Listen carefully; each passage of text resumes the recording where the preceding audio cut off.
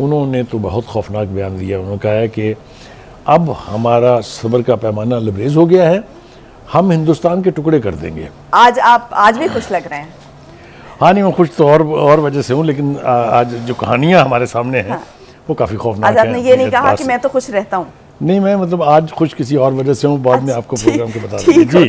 ठीक हो गया। देखिए, गुजारिश ये है कि आपने जो ये हरदीप सिंह के कत्ल के हवाले से भारत के ऊपर जो इल्ज़ाम नहीं लगा है, देखिए जो सिविलाइज्ड मुल्क होते हैं वो कंक्रीट एविडेंस के बगैर इतना बड़ा इल्ज़ाम नहीं लगाते कि भारत जैसे बड़े मुल्क के ख़िलाफ़ ऐसे ही जस्टिन ट्रूडो साहब के उन्होंने ख्वाब देखा और उसमें इल्ज़ाम लगा दिया। उस बयान देने से पहले, और बयान भी उन्होंने पार्लियामेंट में खड़े होकर दिया, on the floor of the house.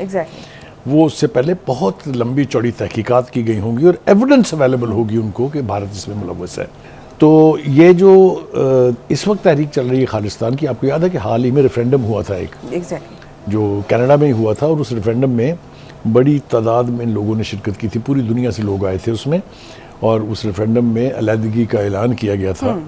तो हिंदुस्तान को ग्रज तो है सिखों से, तो इसलिए समझ में आती है कि ये हरकत जो है ये हो सकती है, हिंदुस्तान इसका मुर्तकिब हो सकता है। इस वक्त यूरोप के अंदर और अमेरिका के अंदर जो बड़े ममालिक हैं उसके अंदर सिखों की एक बहुत बड़ी तादाद है। आपको याद होगा रेफरेंडम का मैंने आपको हवाला दे दिया है। जो मुजाहरे हुए थे हरदीप सिंह के कत्ल के बाद बरतानिया में, अमेरिका में, वहाँ भी बेपनाह लोगों ने शिरकत की थी उसमें। तो ये एक ऐसा गले का तौक बन गया अब हिंदुस्तान के कि ये इतनी जल्दी तो इसके गले से नहीं उतरता। अब देखते हैं कि उनकी तरफ से रिएक्शन क्या आ रहा है। जो उनके बहुत बड़े लीडर हैं, यानी जो मूवमेंट है खालिस्तान की, गरपतवंत सिंह पन्नू, उन्होंने तो बहुत खौफनाक बयान दिया। उन्होंने कहा है कि अब हमारा सब्र का पैमाना लबरेज हो गया है, हम हिंदुस्तान के टुकड़े कर देंगे। वो मैं इसको क्वालिफाई कर दूं बयान को कि ये सिर्फ खालिस्तान मूवमेंट नहीं है, भारत में 26 के करीब अलहदगी पसंद तहरीकें काम कर रही हैं। मीज़ोलैंड आप देख लें, नागाज देख लें आप, ये सारे आपके सामने हैं। असमीज़ देख लें आप, बिहार देख लें आप। तो ये बात भी तस्लीम की जाती है डिप्लोमेटिकली कि अगर एक दफ़ा हिंदुस्तान के हिस्से बखरे होने का अमल शुरू हुआ तो फिर रुकता नहीं। कश्मीर देख लीजिए, आपके सामने है कि कितनी दिहाइयों से, यानी अब तो 7 दिहाइयाँ हो गई उनको जद्दोजहद आज़ादी लड़ते हुए, और चूँकि वहाँ पर भी फ़लस्तीन की नौइयत का इस्तिफ़ादा 1989 में शुरू हुआ, जिसके नतीजे में वानी जैसे लोग जो हैं वो सामने आए, तो वो भी अपनी मंजिल इंशाल्लाह एक दिन पालेंगे। लेकिन वहाँ भी स्टेट टेररिज्म की जो शक्ल आप देखते हैं वो हिंदुस्तान का मुंह चढ़ाती है हर रोज़।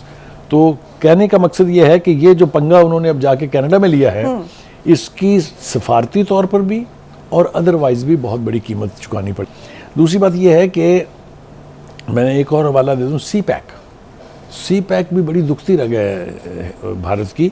और एक अजीत डोवल थे उनके, जो नेशनल सिक्योरिटी के एडवाइज़र थे, उनकी सरगर्दगी में एक सेल बना हुआ है, डिस्ट्रॉय सी पैक।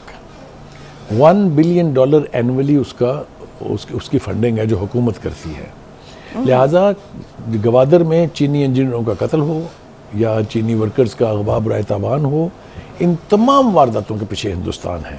इसलिए मैं ये तस्लीम करने के लिए तैयार हूँ, मैं बल्कि मेरा मानना है ये कि हिंदुस्तान ने यकीनी तौर पर हरदीप सिंह के कत्ल में, वो मुलव्वस तो तब कहते हैं ना कि अगर किसी और ने किया वो आप साथ मिल गए हो। मेरे ख्याल से India is responsible for the murder of Hardeep Singh को। इसलिए तो क्योंकि देखिए ना, पहले तो पाकिस्तान इसका निशाना बनता रहा, या जो इर्द गिर्द के हमसाया ममालिक हैं वो इसका निशाना बनते रहे, या थ्रू अदर कंट्रीज जो है वो पाकिस्तान में इस तरह से इंटरवेंशन की जाती रही है भारत की तरफ से। लेकिन अब ये इंटरनेशनल एरिना में दाखिल हो गया, तो अब इसके नताइज क्या निकलेंगे? मैं अर्ज करूँ आपसे कि एक तो हम ये देख रहे हैं कि इसके ऊपर रिएक्शन जो है इंटरनेशनल वर्ल्ड में वो क्या आया है।